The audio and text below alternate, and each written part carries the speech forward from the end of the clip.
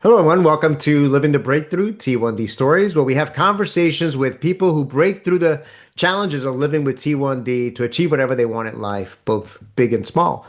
My name is Adrian Gonzalez, and I'm part of the Greater New England chapter of Breakthrough T1D. My guest today is Michael Underwood, who is a professional ice hockey player with the Maine Mariners, a minor league team affiliated with the Boston Bruins.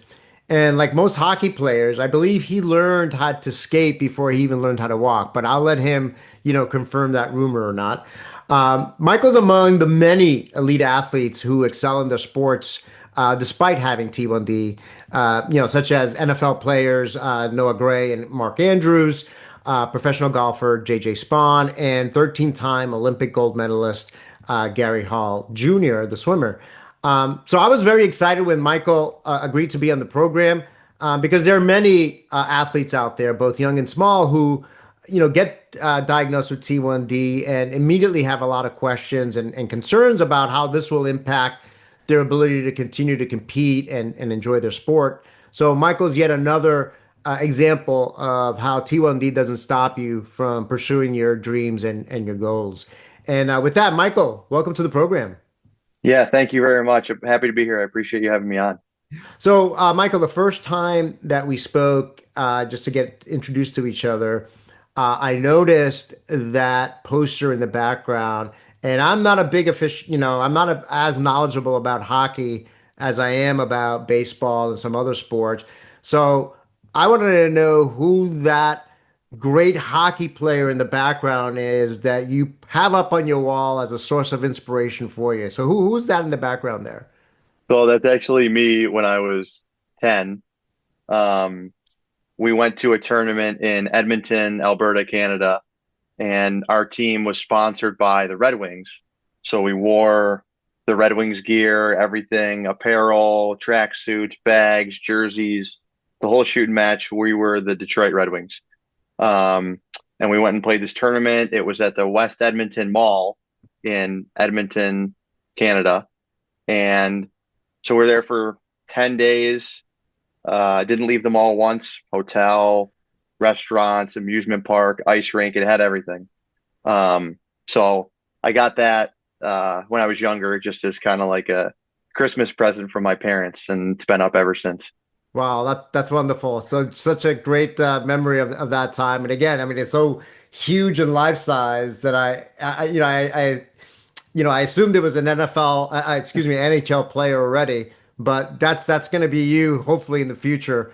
Yeah, Whether hopefully in a Boston Bruins uniform or right, not a Red Wings one. right. But anyway, I digress. So let's begin now with kind of the question that we begin on this program on Living the Breakthrough, and that's with the beginning of your T1D story.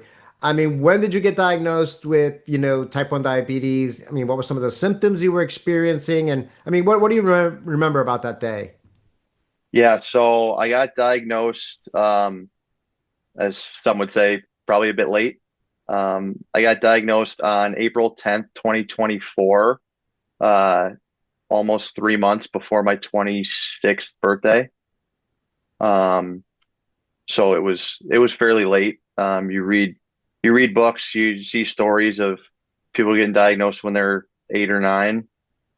So it kind of came as a bit of a shock to me and the rest of my family that a 26-year-old could develop type 1 diabetes. Um, but yeah, I remember the day vividly. I was driving home from physical therapy. I had just had shoulder surgery. I was about 4 months into shoulder rehab.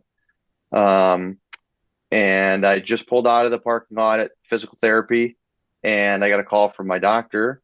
I had gone in a couple days prior for just my routine yearly checkup. Didn't think anything of it. Just figured he was calling to, give me the rundown of everything and tell me everything was good and send me on my way. Um, and he was kind of feeling it out at the start of the conversation, and I was like, okay, like what's he about to say? Um, and sure enough, he was like, hey, so we saw some stuff in your urine sample. We want to do more blood tests, but we think you developed type 1 diabetes. And I kind of took me back, and I was like, is he calling the right guy? Like I'm 26 years old, like I'm an athlete, like I'm in good shape. Like what's the deal here? Excuse me. And so as we started talking more about it, he was like, "Well, have you had any symptoms?" And I was like, "Not that I think. Like I haven't noticed anything crazy." And he's like, "Well, have you been drinking a lot of water?" I was like, "Yeah," but I just attributed that to the fact that I was finally getting back into working out post surgery. Um, and he was like, "Well, have you lost some weight?" And I was like, "Yeah," but also like post shoulder surgery, I wasn't working out as much as I usually do. I was like, "Okay, I just lost some muscle mass. It'll be fine. Like we'll get back to where we need to be." Um, so that was two for two. Next question, he's like, "Have you been peeing a lot?" And I'm like, "Well, yeah, but like I'm just drinking a lot of water. I'm staying hydrated. It's kind of comes with it." Uh, so three for three. And he was like, "What about like dry mouth, dry lips?" And I was like, "Yeah, four for four." Waking up in the middle of the night to go to the bathroom. And so the more we talked and the more I thought about it, I was like, whoa, like I guess I have been having a lot of symptoms. I just didn't really associate them as symptoms of something that was going on. Um, so finished the conversation, hung up, immediately broke down crying. Um, didn't really know didn't really know anything about type 1 diabetes or diabetes in general. So there's no history of Um, this in your family. zero. Not type 1, not type 2. Zero diabetes in great grandparents, grandparents, aunts, uncles, nobody. So it was pretty shocking. So I was driving home, and it was about a 40-minute drive home from PT, and kind of just sobbing the whole way. I didn't really know what to think. Um, I kind I didn't know if I was going to be able to continue playing hockey. And that was kind of the first thing that came to my mind. Um, and I couldn't really say anything. I couldn't really talk. It just, the only thing that kept coming out was I just kept saying why over and over again. And I was like, I couldn't understand it. I couldn't piece it together. And so I kind of let that run its course, let the emotion figure itself out. And I was like, okay, I need to call my parents. Um, so I called my dad and told him, and he's usually a pretty lively guy. And when I told him, you could have heard a pin drop. Like it was dead silence. And um, like obviously he didn't know what else to think. Um, he was like, all right, like obviously we're gonna get through it. Like we'll figure it out. Um, and then he was like, all right, I'll see you when you get home. Um, decided to wait to tell my mother because probably not news that you want to relay to your mother over the phone. So I got home, waited for my dad to get home. My mom walked in, and we were sitting on the couch, and I was like, "Hey, can you come here for a sec? Like I want to tell you something." And so I told her, and she thought I was messing with her at first because me and my dad are usually big jokesters around the house, and she's kind of had enough of our shenanigans, I would say. So she was like, no, like you're 26, like yeah, you guys are messing with me. And I looked at her and I was like, I wish, like this is not something I would joke around about. Like I do my fair share of joking, but this is serious. Right. Um, so we just kind of talked it out from there and tried to figure out like what the next steps were. Um, and then I came up to my room and just kind of wanted to be by myself for a little bit and sit with not like sulk, but kind of sit with that emotion and try and process it. Um, and then I remember um, I called my girlfriend, I called my best friend Dom, just kind of talking to anyone that I could that I knew was gonna be there for me. Right. Um, and everyone was awesome. Everyone was, hey, like we're gonna figure it out. We're gonna get through this. Like it's not gonna be anything that gets in the way. Um, and like I said, I wasn't very educated on it, so I was like, well, we don't know if it's gonna get in the way or not. Like it could stop me from from doing everything I want to do. Like it's could completely change my life. Um, so it was first day was very, very long and a lot of emotion, I would say. Yeah, I would, not surprising by anything that you said. And gosh, very, very touching to hear you kind of recollect that. And that wasn't even that long ago. Like you said, it was April of 2024. So it's just, still relatively fresh in your mind, just a year Right. plus ago. And I think that is the I would say by now a misconception out there that T1D only affects kids, like younger kids, infants and people under 10 and things like that. But the I remember when the first time I heard the statistic that more than half of the new diagnoses today are adults. And in fact, I think it's people over 30. Hmm. Which is part of the reason why JDRF changed its name to Breakthrough T1D because Right. to reflect that reality and the fact that people that are diagnosed as kids ultimately become adults themselves, right? And so that juvenile part of the former JDRF name really didn't make any much sense anymore. So when did you so no history in the family. So again, same with experience with my family, with my daughter when she was diagnosed. It came out of the blue. Um, I can totally relate to your dad and kind of can hear a pin drop because I was actually traveling when my wife called and told me the news, and to me it was like, what I couldn't even comprehend what she was telling me Yeah. because it made absolutely, no sense. So when did you ultimately meet with kind of an endocrinologist? Was it like that same week and started the education process? Yeah, so we had gotten recommended to a endo from my from our family doctor. Um and think we went in maybe 2 days later. They were like, "Hey, this isn't something that you can really sit on. You got to get it, you got to address it pretty quick." Um, so we went to the endo. They kind of gave me the crash course, the typical, all right, like it's not necessarily sugar, it's carbs. Um, you got to take, they gave me the pens. Okay, you got to take this long acting, and when you eat, depending on how many carbs you eat, you got to take this fast acting, and depends on how many carbs you eat for the dosage. You want to be 70 to 180, but your target is 110. All the stuff. I'm So all of sure a sudden, if everyone. you weren't good at math before, now you had to be really good at math, right? Yeah, well, that's the one positive is I was a finance major in college, so I had that going for me. Um, and that's like one of the very first times that my girlfriend came to visit after I got diagnosed. I was sitting there before dinner, and this was before I had my pump, so I'm sitting there with a piece of paper and a pen, trying to figure out. Okay, I'm at 170. This is my correction factor. This is my insulin to carb ratio. This is how much I need to get me to here for eating this amount of carbs. And she looked at me and she was like, it's a good thing you're good at math because if I had to do this, I don't know what I would do. And I was like, well, you'd figure it out, but Yeah, well, that's the reality for I think most people, and obviously, if you're a child, that's it's impossible for you to really do all those calculations in real time. And even for the parents, I mean, my wife and I, we were also, struggling with that and having to read the nutrition labels and yeah. then, realizing that it's not an exact science, right? Because, Hmm. a slice of pizza is very different than a piece of, just a regular piece of bread or rice or, Right.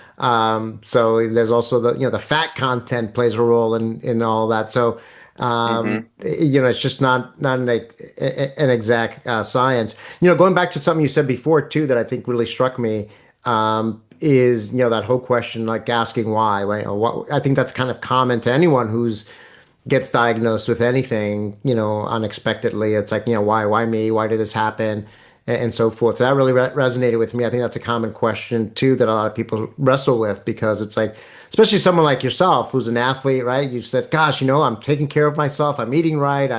I'm physically active. I treat Hmm. my body well, and now it's like kind of like failed me in some way, right? Yeah. So, it's not fair, right? And maybe you have buddies or others that." maybe don't have that same discipline in terms of how they eat and how they take care of themselves physically, and they seem perfectly, they're perfectly fine. They don't have this. Right. And I think those kind of things kind of go through your head. And what I've learned even with myself and you know, being a cancer survivor is that, sometimes the answer to the question why is we don't know. And you just have to Yep. just accept that, accept that response.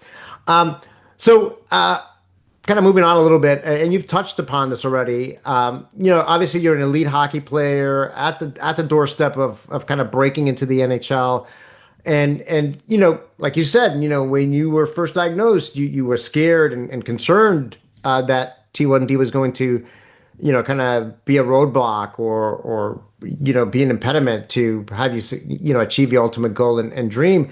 I mean, based on now it's been a year plus. I mean, based on your experience and what you've been able to achieve so far, I mean, what would you tell a young athlete today, or anyone really, who might be having those same fears and concerns about, after they get diagnosed? That this in no way, shape, or form will even remotely come close to stopping you from getting to where you want to be. Um, that was one of the big things that in in my last year and 4 months of type 1 diabetes and my new life, that's been one of the big things that I've wanted to try and help with is making sure little kids who are falling in love with hockey or falling in love with baseball or tennis or golf or whatever sport it may be, that they don't have that feeling that I had in the car the day when I talked to my doctor at first. Because I'm 26, like I can deal with my emotions and I can understand that if I want to push through something, like I can push through it. But for a 7 or 8 year old kid that gets told that he's different from everyone else at school and he needs to start doing this and this and this, and his pancreas doesn't work and he doesn't produce enough insulin for his body to function normally, that's a lot for a young kid. And I don't ever want a kid to stop playing a sport that they love because they think it's too overwhelming or they think there's too much work to be done or ultimately they can't achieve what they want to achieve because of a faulty pancreas. It's nothing we asked for, it's nothing we did to ourselves. It's just kind of the cards we're dealt in life. Um, and I think that's going back to the why thing. Um, I'm a big believer that everything happens for a reason.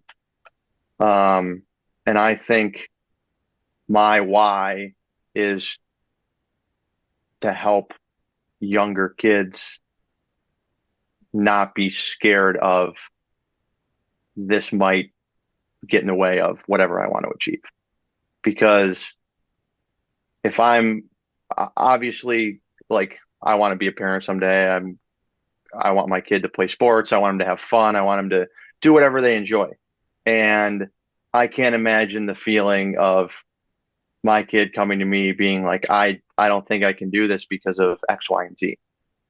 So that's been the biggest thing is like just kind of conveying to them that yeah, it's another obstacle, but people are people are people in this community are so far and away stronger than any people I've ever met in my life. Um, and it's just it's a bump in the road. Like it's not anything that's going to prevent you from getting to where you want to get to. And like I said, leaning on other people, leaning on your support system, leaning on your friends, your family, people you meet through Breakthrough T1D or someone you see at the store with a Dexcom on and you start chatting them up. Like it's all those little things can help. So at the end of the day, I just want little kids to understand that it's not over. Like that was my thought, and I don't want people to have that thought. Yeah, and that's great. That's why I was so happy when you agreed to come on the program because I think that is a very important message for for kids. I mean, just speaking for my own daughter, um, she cried that first day too. She was scared. She didn't know what it was. She was 11 years old at the time. She honestly thought that she was going to die. That was her, initial thought. Fast forward a few years, she's run, two marathons. She's cycled a century with Breakthrough T1D. She played rugby in college and continues to play rugby after college. And just like hockey, rugby is a contact sport, right? Yep. And she played she when she was in middle school, when she was shortly after she was diagnosed, she was playing soccer at the time, and she was still continuing to be able to play soccer. So it doesn't hold you back. Does that mean that sometimes it doesn't create frustrations where if you go low, you got to take yourself out of the game or something, to correct it? Sure, but it's it's it's not exactly the same, but at the same time, it's no different than, having some other kind of physical injury, right? Where you hurt Right. your knee or your ankle, whatever. You have to take some time off to heal. But I think that's a great, that's a great message because I think, it's only natural, like you said, you cried when you first, and you're 26 years old, right? And it's natural to cry because it's scary. And gosh, if I was diagnosed with that, I'm 55, I'd probably cry too, right? Because it's Yep. scary, it's different. It's something you don't expect. But I think to your point, and we're going to talk about that later, it's once you start learning more about it and once you start really building that community around it, that you realize that, hey, this is something that's not only manageable, but something that's really not, this big obstacle in the way of what I want to achieve. But before we Right. get to that question, I want to talk about, diet and exercise, which, are not only a big part of an athlete's life. And I know that because all four of my kids are athletes and our grocery bill is huge. We probably, buy more at BJ's and Costco than, yeah, we almost pay as much there than we do in rent. Right. But but those are two factors also that greatly affect blood glucose levels. Again, diet and exercise. So how have you managed those two things, diet and exercise, to help you stay fit, healthy, and on the ice? And I mean, what are some of the things you do to help you keep your blood glucose in control? Yeah. So I've learned a lot along the way. It hasn't always been pretty. It hasn't always been perfect. In fact, it's never been perfect, but um, it's one of those things that once you realize the imperfections and that you're just every day you're trying to keep up, it's it it sounds counterintuitive, but it gets easier once you understand that it's never going to be fully perfect. Um, but I do really try to limit carbs as much as I can. Um, and if I do eat carbs, it's more of a complex carb, sweet potato, spaghetti squash, um, frozen fruit versus normal fruit.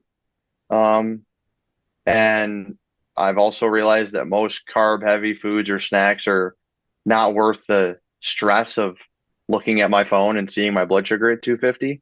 Um, because then I get a little irritable and I'm not fun to be around.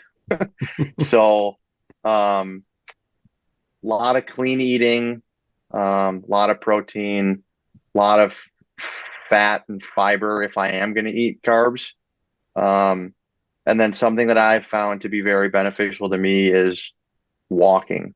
Um, Post meal walks, whether it be 5 minutes once around the neighborhood or a 20, 30 minute stroll at night.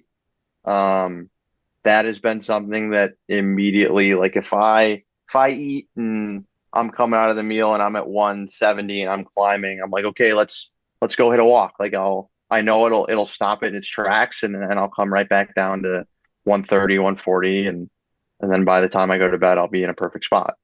Um, so that's also something that I've realized is obviously with the time that your endocrinologist wants you in range, they say 70% of the time. So if you're in range while you're sleeping, like if you can go to bed in a good spot and be in range, that's 8, 9 10 hours right there. That's almost half your day. Um, and then you need uh, 4, 5, 6 more hours of the time you're awake being in a good spot. Like that's doable if you break it down into little sections like that. Um, and as you go through, like you look at your Dexcom app. Okay, for the last 14 days, I've been in range 82% of the time. I'm going to try and beat it. Like it's turned into I'm such a competitive person that it's turned into okay, I'm going to get better and better and better and better and better until I can't get any better. Um, so yeah, I think walking, eating clean, eating at home, eating out is the kiss of death for diabetics. It's even if you even if I were to eat the same meal at home that I do out, they're with the same ingredients, they're going to be vastly different. They're going to affect my blood sugar differently. It's just like I'll still go out to eat with my friends, but it's a very rare occurrence that you'll catch me going out and eating tacos. Um, but at home, like we meal prep, cook breakfast at home. If I'm going to be out for an extended period of time, I'll pack a lunch, I'll pack some snacks. Um, and that's the reality of it all is you can never be over prepared Right. And going through I think the life. positive thing is in some ways is that I mean obviously being an elite athlete like you are and you know being on the ice and you know going after this dream you're probably more disciplined, let's say, than the average person in terms of really watching all aspects of your health, what you eat, how you exercise, your sleep, and all that. Um, but you know, even with just the food prep, I mean, I think there's so much talk today about processed food and you know, eating fast food and so forth. So I think one of the you know, side benefits of doing what you're doing is that you're just naturally eating, even if you didn't have diabetes, you're just really Right, setting yourself up to eat just more healthy in general, you know, for sure. and you know, so you almost look at it from another way. It's like, you know, I'm even if I didn't have diabetes, this is probably what I would be doing anyway because I want to be as healthy as Right, possible, as physically strong as possible, feeling as healthy as possible, so that you know every time I take the ice, I'm as strong and alert and strong and so forth. And you know, if I'm eating fast food every day, and if I'm you know eating out every day, you probably wouldn't feel that way anyway. But it just so happens that also for your case in particular you know, has these added benefits from helping you maintain control. Now, you mentioned Dexcom. Do you have a continuous loop system? Do you have like a pump and Dexcom? Or how do you currently control your and manage your diabetes? yeah. So I wear a G7 and I wear a Omnipod 5. Um, I've had I started out on a G6. No, started out G7, did the shots. Um, and then when the insurance finally kicked in and said they were going to start paying, um, I went to the Omnipod. So I had to go back to the G6 because they weren't compatible with G7s yet. So I did G6 Omnipod for a while. Now I'm been G7 Omnipod since. Um, it's been good. It's been way easier to deal with than having to give yourself however many 6 shots a day. Right. Um, but it's one of those things. It's funny. Like you pull out your. I still use the controller because the phone app hasn't been too kind to me with the Omnipod. But I'll pull out my controller and people would be like, "Oh, is that your phone?" And I'm like, "No." Like trying to explain it to them, and they're like, "What?" And I'm like, "That never mind. Just don't worry about it." Yeah, it's the same with my daughter. She has the same setup, and she still uses the you know the controller as well. Um, and I think the other thing that you mentioned, and I think it's important for folks to realize that is that, and we talked about this in a previous episode, is that you know if you strive for perfection, you're just going to disappoint yourself because you're never going to Hmm. get you know perfect you know control because you know, yeah, you want to go out with your friends every once in a while and go have those tacos. Or it's just, Right. you know, the reality that you can eat the same thing day in and day out, and but you might be more stressed one day than the other. You might Yep. just maybe battling a cold one day and another, and there's only there's only so much you can control, and you can't control it 100%, but you do your best. And what works for you, over time you've learned what works best for you. And I think what works for you may not necessarily work for somebody else, but I think Right. my takeaway is that you've learned things like walking after a meal helps you, particularly at night and before you go to bed. For somebody else, it might be meditating or it might be something else, right? So I think my main takeaway is, listen to your body, look at the data that you have now. I mean, we have so Yep. much data now, everyone with, with these new devices that you're able to kind of see how certain things react. And if you learn from it, you're able to do what works best for you and continue to put yourself in the position to be as healthy and as best in control as possible. I'm going to go back to something you talked about earlier, which is my next question. You talked about like finding that support group and that that symptom, that again support group. And that's something we've talked about in other episodes as well, in terms of the importance of having community and a support team, because again, it's scary and lonely when you first get diagnosed, and especially when, like in your case and in my daughter's case, that there was no history of T1D in your family, or you don't know anybody else with it. Can you share a little bit about your support team and the role that they play in helping you when when you need them, and also how did you come up, how did you find this community and build these relationships? Yeah. So, I mean, I think first and foremost, my parents have been rock stars. Um, I know it gets said a lot, and it's kind of a cliche, but I really truly believe that if it weren't for them, I don't know where I'd be.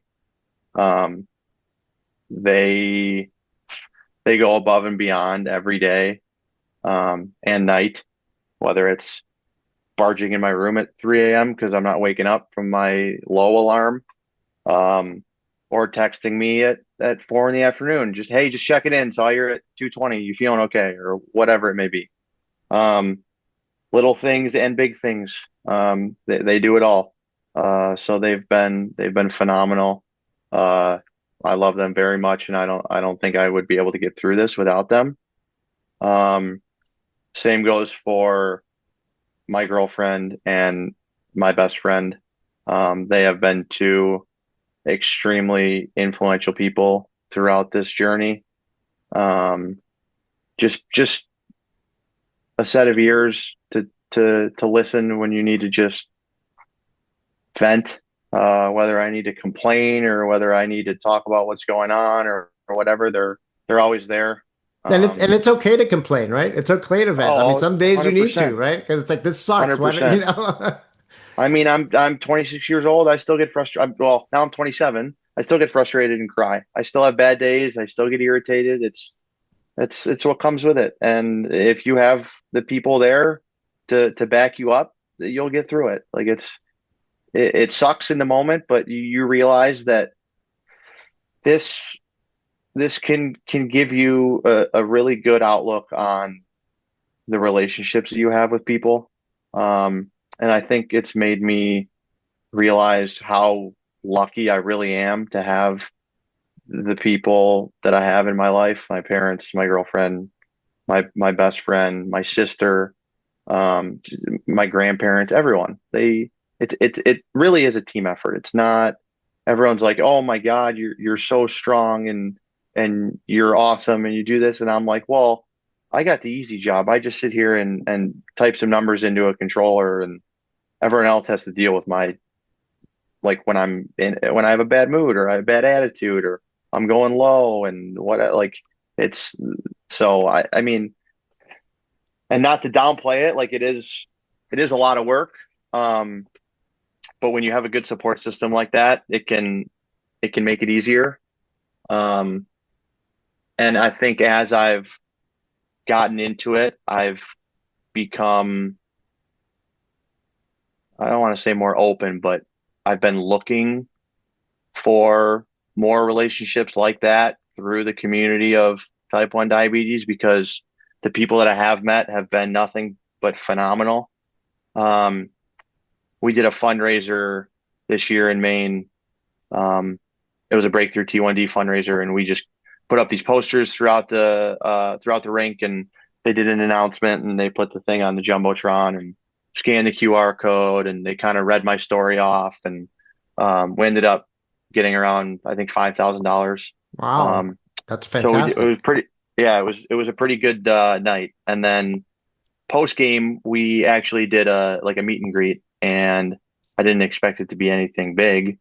Um, and our media lady brought me up there, and I turned the corner, and it was just a room full of little kids and their families, and they all start. My girlfriend got a video of it, and I come around the corner, and they all start clapping and cheering, and I was like, "Oh my God, I'm gonna start crying." Um, so I got to meet all these little kids and their families, and just talk and answer questions and ask questions, and like no one has all the answers, but something works differently for someone, something works for this person, not for this person. Like to be able to lean on other people that are going through the same thing that you are, and that they understand it. Um, that's like a bond that I've never ever experienced in my life. Because you meet those people and it's an instant connection. Right. And there was one family in particular that I met that day. Um, the little boy had just gotten diagnosed the Friday before, and the game was on Sunday, I think. Um, so they came out, and we were chatting, and I still talk to them. Um, we we exchange texts, we FaceTime, um, and it helps me. I'm sure more than it helps him. Just to see him do what he does as a 8, 9, 10 year old, and being able to deal with this. Like I remember specifically later in the season, um, we played a Saturday away game, and then we got home late at late at night, early in the morning, 2, 3 a.m., and we're supposed to play the next day at 3 in the afternoon. Um, and diabetics know that lack of sleep, your blood sugar is not very well controlled.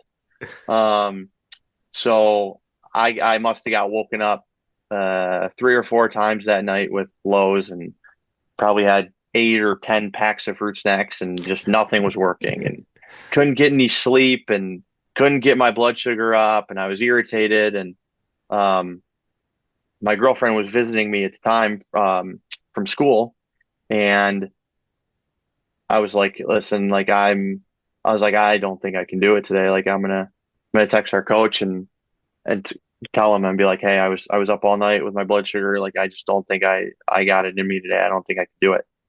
And as I grabbed my phone to text our coach, I got a text message from this family, from the dad, and it was a video of his son with his jersey on, and he said that he was coming to the game, he was excited to see me, and he was going to be cheering me on. And I started crying, and I was like, I gotta play. Like, I have to Wow. play. I was like, I can't let this stop me. And then he looks at that and be like, well, if he can't do it, like, well, then maybe I can't do it. And that's been something that has stuck with me and will stick with me forever, because it was kind of like, it was like a sign from God. It was like exactly what I needed in that moment, to be like, yeah, you're having a tough day. Yeah, you're having a tough night. You didn't sleep very well. You don't feel good. You're tired, but like you're stronger than this. You can do this. Right. And it wasn't me. It wasn't anyone else. It was this little 8-year-old kid. And that's what I've come to understand is the most beneficial from this, is knowing that other people can give you strength that you don't necessarily have. Wow, that's a great, great story, and great relationship that you've been able to establish. My daughter actually participates in a Big Sister program where she mentors. I forget how old the girl is now, but I think she might be like it's 8 or 9 years old. But kind of similar experience, right? For her, for this little girl to be able to see my daughter and see her out in the, hey, she plays rugby. Hey, she's out there working. Hey, she likes to put on makeup just like I do. And they have those special moments together. I think my daughter almost had the same exact comment that you said. She gets probably more out of it in some days than, the little girl For does sure. because it really provides her with, additional purpose and meaning Yeah, and turning this crappy disease into something positive. And you know what? I mean, I think that's so true in life because hopefully you'll have a long and successful hockey career. But ultimately, like everything, that chapter closes and you'll do something else.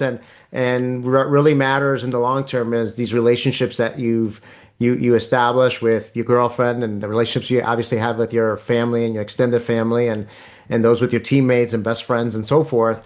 And the fact that they're there for you right now and they'll continue to be there for you, that's great.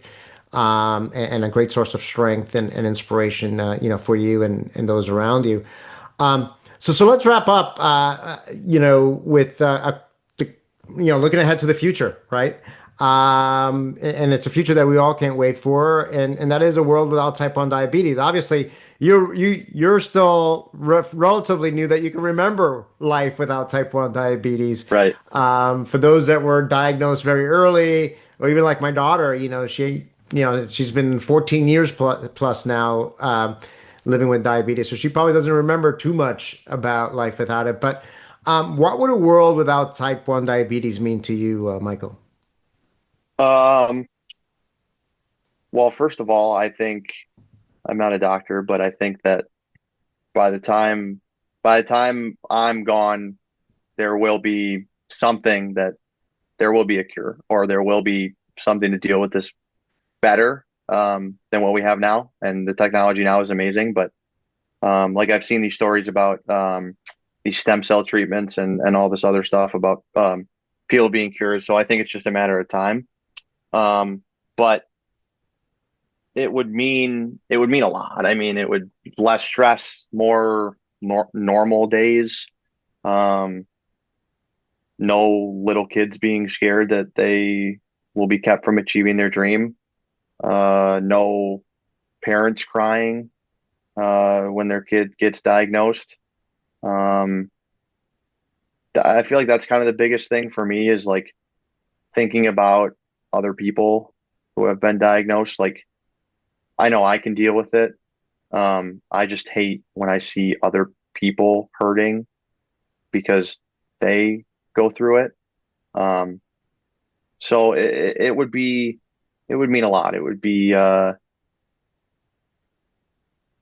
great in so many ways, but also I don't know if I would necessarily change anything about how my life has gone, even with this. Like it's brought so many different people into my life, and like I said earlier, I've built so many long lasting and meaningful relationships from it that at the end of the day, it's something that's a part of me. Um, it doesn't necessarily define who I am, but it is a part of me. Um, and I don't know that I would want to trade that for anything, to be honest. Yeah, no, I think that's wonderful. I think, I think that's a common thread from all the other guests that we've talked about. Obviously, it's not only just it will be a great day for themselves, obviously, but I think what you said is spot on. It's just thinking of others, right? And not having kids or even adults, having to go through what you and my daughter and so many that have already been diagnosed have gone through in terms of that fear, that uncertainty, the bumpy road particularly in those early days, trying to figure out, your insulin level and, how to manage this effectively and so forth. Really Yep. just, putting an end to that. And it'll be a great day. And you're right. I mean, I've been now with my daughter, 14 years, and been part of the board with, Breakthrough T1D, and I've seen so much progress being made on so many fronts with regards to getting closer to a cure, to improved ways to treat it and control it with some of these newer technologies, the closed loop systems. You brought up stem cell research, a lot going on that front.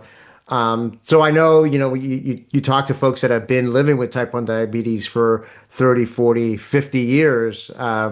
And they'll say, well, we've heard this, we're closer to a cure for many decades now. But even some of them say, even though we've heard that in the past, we feel now there's actually things happening, that there's actually substance to that phrase, that we're closer to a cure, just because of just the pace of the way we're learning more and more about this disease, and there's so much more funding going to it, and so forth, which is why you know we continue to fundraise and get money for this, because we're getting closer for sure.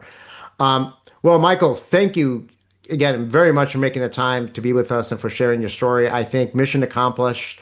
I think by sharing your story and being kind of your heartfelt stories really, I think, came through to anyone watching this, particularly any young kids and young athletes that heard you today.